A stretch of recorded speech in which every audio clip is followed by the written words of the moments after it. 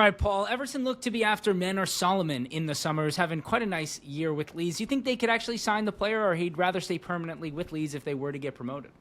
Well, that's the option that he's going to have, and I think the way that he's playing in the Championship, and you look where he is now, he's played 26 times for Leeds, 7 goals, 7 assists, and he looks like a good player at that level.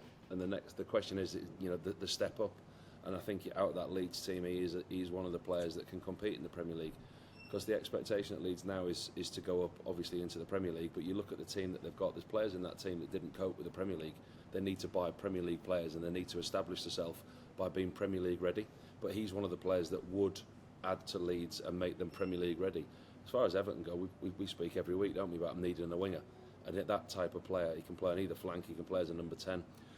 Excuse me, depending on the formation David Moyes wants to adopt going forward, he's certainly a player that would bolster their ranks. I mean, he's 25 now. You're not waiting for potential. You're not waiting for a player to we'll buy him and think, we can nurse him into the first team. He's a player that's ready, and he's going to want to go, and he's going to want to go and play somewhere. I don't suspect Everton will be the only ones. Obviously, Leeds will be in there for him as well.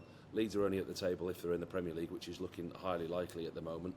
But I think for Manor Solomon, you'd suspect if the manager's loaned him out at Tottenham this year, at 25 with his contract up in 2028, there's going to be some kind of a bidding war going on. And we'll talk about Tottenham later, I know we will, but wherever they are with Ange Postecoglou, we don't know how they're going to restructure. And what Manor Solomon's thinking is he thinking, I'll go back to Tottenham, I'll fight for my place, Postecoglou might not be there at the end of the season, there might be a new manager, or is he thinking, look, my time there is done, I'm 25, I want to go out and play. For him, the important thing for him is he gets an opportunity to play week in and week out, which he's not getting at Tottenham. Everton is a good fit for him, and I think the manager, like David Moyes, you can see what he's done there. But I don't think they'll be the only ones. I think there'll be a lot of players looking at him between now and the window. And Connor, according to Football Insider, Everton are in advanced talks to agree with David Weir as the new sporting director. What do you make of this? Would this be a good signing as the new sporting director? And yeah, he's at Brighton at the moment. They've been their sporting director, but Moyes apparently has been pushing quite hard for it. Obviously, he's done quite well since he came in Everton recently, and I bet West Ham fans, I remember when he was there, a lot of them hounded him out. Not all of them, but they're probably looking at why did we do that now? Because when you look where West Ham are at the moment. But going back to that, obviously, if Moyes wants him, they worked together back in the day when Weir played for the club.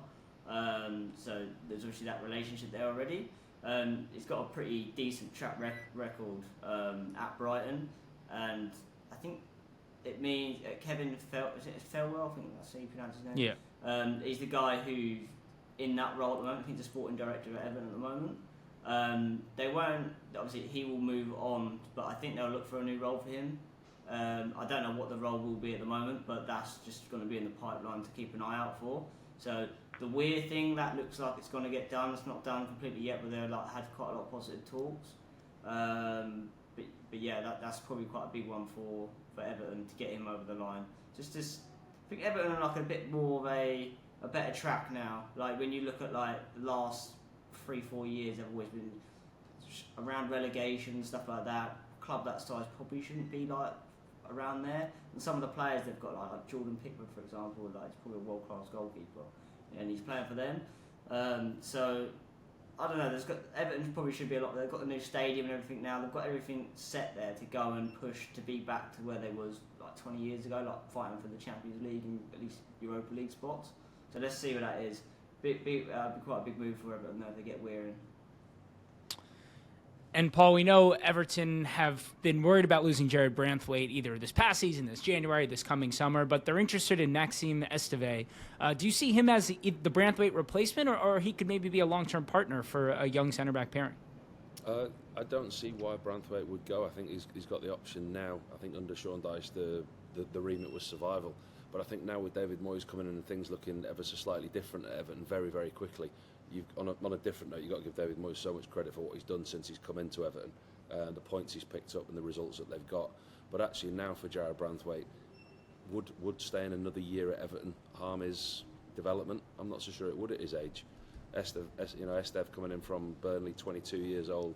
He's a top defender and he's proved himself. Signed last year.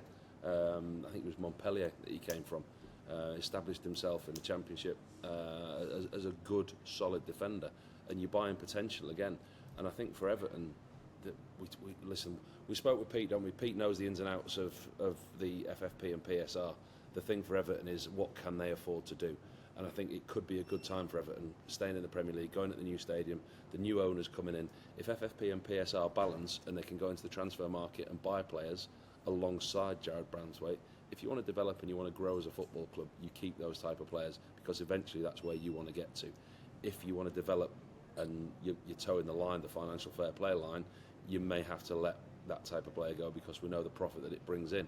So it's a fine balance for Everton. For me, I would see much more benefit in Branthwaite staying there for another year as part of his own personal development, working under David Moyes, who's a manager that's clearly getting results and works with that group of players.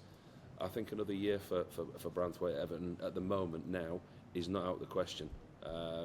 His value is not going to go down, is it? It's only going to go up.